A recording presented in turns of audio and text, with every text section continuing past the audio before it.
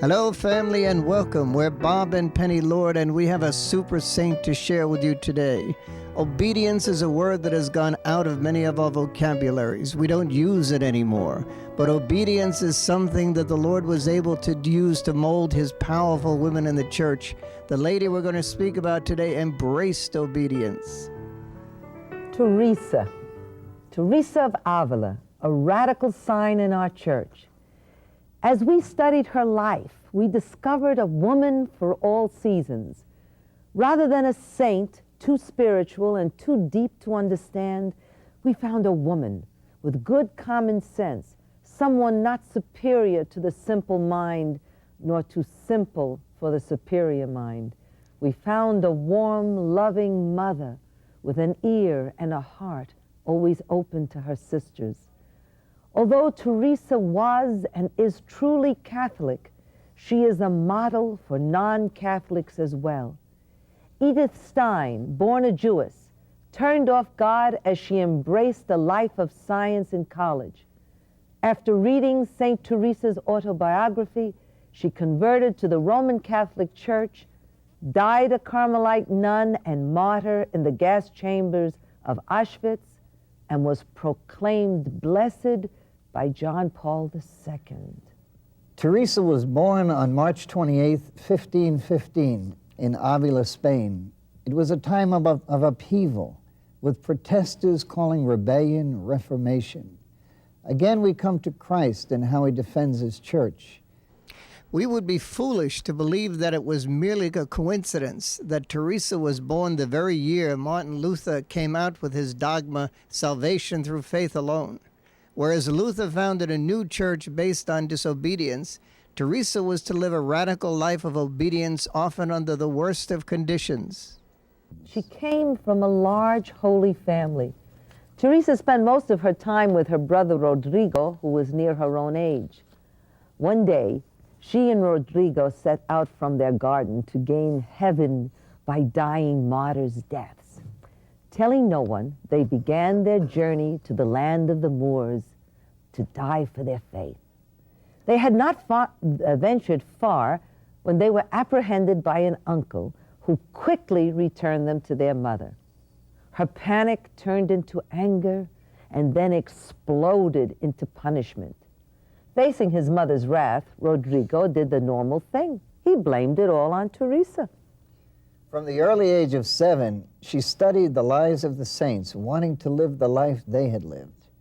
Teresa was 14 years old when her mother died. She turned to reading books on romances, became interested in the latest fashions, the newest perfumes, hairstyles, anything and everything that would make her more attractive. When Teresa was 15, her father became very alarmed with this growing change in his daughter and sent her off to a convent. Although she got off to a bad start, Teresa began to enjoy the convent, finding herself attracted to the nuns and their way of life.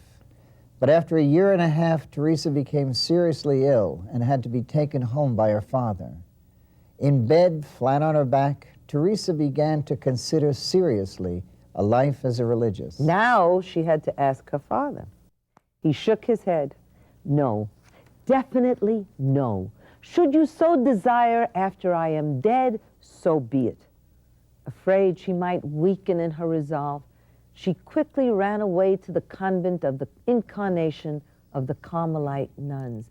Teresa said, "While leaving my father's house, I knew I would not, even at the very moment and agony of my death, feel the anguish of separation more painfully than at that point in time." As she was now 20 years old, her father did not contest her action. The following year, she was professed, only to be removed from the convent because of illness. Countless doctors, failing to find a cure, diagnosed it as hopeless. But her father, refusing to give up hope, brought her to a place renowned for its cures. Instead of relief, her suffering grew worse. She sought out the village priest to hear her confession. The priest became aware of Teresa's goodness, bringing about a reversal of roles. Teresa became the confessor and the priest the penitent. He told her that for 7 years he had been having an affair with a woman, and that he had continued celebrating Mass with this sin on his soul. Although the older Teresa, looking back, could see how she could have made a mistake, the young Teresa was blinded by the desire to save his soul. My intention was good, but the act was wrong. For to accomplish a good, however great it may be, even the smallest evil is not to be done. The woman had given the priest a copper idol which he wore around his neck. Teresa later wrote she believed change came about the day she threw that idol into the river. The priest died 1 year later to the day in a state of grace. The painful, unorthodox medical treatment almost killing her, Teresa's father finally admitted the doctor was little more than a quack and brought her back to Avila. Teresa's condition went from bad to worse. Doctors diagnosing now she had tuberculosis as well as heart disease. One day, Teresa asked for a priest, probably preparing for the Feast of the Assumption. She wanted to go to confession. But the father, judging she was dying and had given up hope, refused. Teresa lost consciousness that evening. All attempts to revive her were in vain. Every test showed that Teresa was dead. There was only one problem: Teresa's father. He insisted he could feel a pulse. The nuns had prepared a grave, but he would not allow them to have his daughter's body. Just as he was about to give in, she sat up sharply and complained, "Why did you call me back?" While everyone was getting ready to bury her, she had been having a vision of her family and the nuns in heaven through her prayers and suffering. The walk away from Jesus was so subtle. Teresa and the nuns of the Incarnation were holy, but the steady stream of visitors coming in and were causing problems with their call to a life centered in Christ. Although the visitors were good people, they were bringing their world with all its distractions into the contemplative world of the nuns. Teresa was to realize that either we, the church, evangelize the world, or the world will evangelize us. An older nun cautioned Teresa to stop seeing one visitor in particular whose gossip was dangerous to her soul. The young and not too wise Teresa conveniently judged the nun was too worried about too little. One day, as Teresa was enjoying her visitor's news of the outside world, Jesus appeared as a gardener with pruning shears in his hands. I saw him with the eyes of my soul more clearly than I could see him with those of my eyes. It made such an impression on Teresa that not only did she never see that visitor again, but 26 years later she could still feel the Lord's presence as she had on that day. As she judged, she had put the world and its glamour before him. She found it difficult to believe he would want her back again. But the Lord was calling her back to him. Teresa was to be stripped of all her family ties as she walked closer to that intimacy with the Lord that she so desired. First, her father died. She said, "I thought my soul was wrenched from my body when I saw him finish his life, for I loved him so much."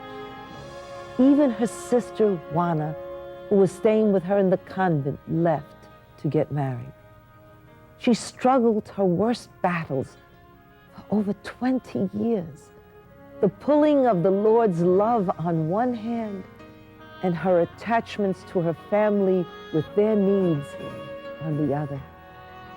Her physical pains were joined by spiritual and mental ones as she took that difficult journey from sinner to saint.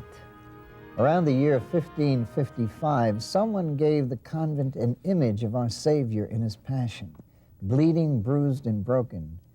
Teresa prostrated herself in front of her Lord and begged him to release her from the world and its temptations. "My Lord and my God, I will not get up from here until you give me this favor." This was to be a turning point in Teresa's life. When she spoke of her visions of the Lord, that is, Seeing him without her eyes, she compared them to a blind man, knowing someone is there with him, although he cannot see him. He talks to that person he cannot see, and that's the way it was with Teresa. Trying to define her walk with the Lord, she said simply, mental prayer is nothing else, in my opinion, but friendly conversation with someone who loves us. Teresa lived in a time of fear. The dreaded Inquisition, dormant 100 years, erupted again. A nun, widely regarded as holy, was discovered to be a fraud. Her reputation of fasting and sacrifice, as well as having the stigmata, had not been enough for her. In addition, she claimed to live strictly on the consecrated host. When food was discovered hidden in her room, she came under suspicion and was called before the Inquisition. She confessed she was part of a secret cult exposed a century before. She told them she was a devil worshiper, how at 7 years of age she had been induced by the devil to pretend to be holy, and how at 11, assisted by 2 demons, she had inflicted on herself the wounds which she'd claimed to be the stigmata. She revealed how she had become expert at effecting trances and being impervious to the pain of needles pricking her body. As a result of the scandal, new fear covered all Spain. As difficult as it might seem, not only did Teresa come under suspicion because of her visions, but she began to doubt herself. Even her friends started to fill her head with doubts as to whether her gifts were from the Lord. Soon all of Avila was buzzing with gossip about Teresa. But by the grace of God, a young Jesuit was then called in to hear her confession. Being familiar with mental prayer, he ordered Teresa not only to continue, but prophesied one day the Lord would use her to bring mental prayer to others. Teresa never gave up on mental prayer to the day she died. 2 years later, Teresa saw an angel to the left of her. He had a long golden dart in his hand with a flame at the end of it. She said he thrust it into her heart several times, piercing her down to her innermost organs. What she called this terrifying caress left her burning with a great love for God. This mystical experience, which occurred in 1559, was proclaimed by Pope Benedict XIII in 1726, the Feast of the Transverberation of the Heart. After her death, her heart was investigated.